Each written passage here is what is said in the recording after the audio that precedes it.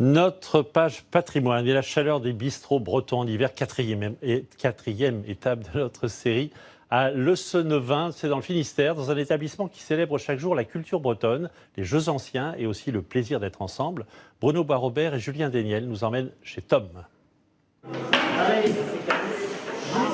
Dans une rue sans charme particulier, un bistrot à l'allure rétro, dans lequel ce soir-là, de grands enfants se font plaisir. C'est un peu de compétition, on est à deux à jouer l'un en face de l'autre et puis c'est la compète quoi, c'est intéressant. C'est de la compétition amicale, faut toujours un objectif quoi, donc là ça va être de la tournée en jeu quoi. Du palais sur table ici, ou du Bérinique là, un jeu qui interpelle Philippe. C'est sympa de découvrir les jeux bretons qu'on ne connaissait pas, surtout avec les anciens comme ça, bien expliqués. On pourra y jouer, ça change des fléchettes. Autour de cette table, c'est parti de croquignol. En fait, il n'est pas très technique, mais c'est surtout une bonne partie de plaisir en fait, parce qu'on rigole bien. L'après-midi, après la messe, après les vêpres, s'il restait encore un peu de temps avant d'aller retourner à la traite, les jeux sortaient. Et comme au temps de ces jeux anciens, la langue bretonne n'est jamais loin. S'échappe d'ailleurs à ce moment-là côté comptoir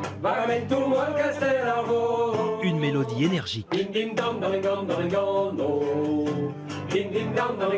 Quelques membres de l'association Tiarvro viennent chaque semaine répéter ici. En ce moment, ce sont des chants militants en breton. J'ai pris dans ce que j'ai pu entendre quand j'étais gamin, entre 70 et 80, et je le remets un peu au goût du jour pour que les gens qui puissent venir ici puissent réécouter ce à quoi moi j'ai été versé quand j'étais plus jeune. Cette idée-là, je l'ai vécue aussi au Pays Basque et je trouve ça génial. Vous avez chanté dans les coins de rue des chansons traditionnelles basques et ça fait un petit peu renaître les langues puis faire vivre aussi le patrimoine. Un état d'esprit fidèle à l'idée que Nicolas, le patron, espérait instaurer quand il a repris le bistrot il y a 8 ans. C'est vrai qu'il y a plusieurs couples qui sont formés, il y a des gens qui ont signé leur contrat par rapport à une rencontre au bar avec un patron, un employé.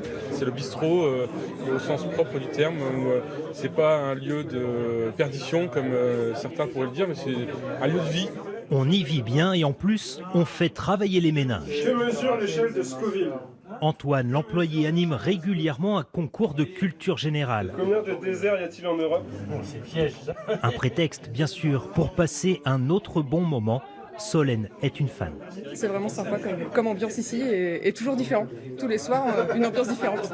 Et le concours ce soir, elle le sent bien. Il y a plusieurs qui sont calés niveau culture générale, donc ça va être bien. J'ai des bons coéquipiers. Et effectivement... Les grands gagnants de la soirée, ce sont les grands Strouillous. Ils repartiront avec un beau panier garni. Chez Tom, comme dans beaucoup de bistrots bretons, la soirée n'est jamais perdue.